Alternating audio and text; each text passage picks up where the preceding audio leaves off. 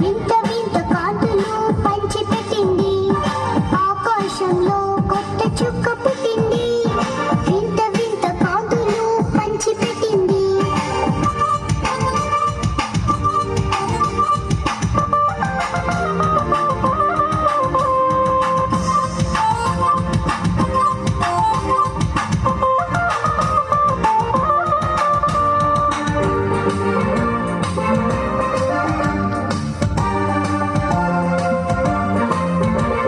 జ్ఞానులకు సరి అయిన దారి చూపింది, జ్ఞానులకు సరి అయిన దారి చూపింది.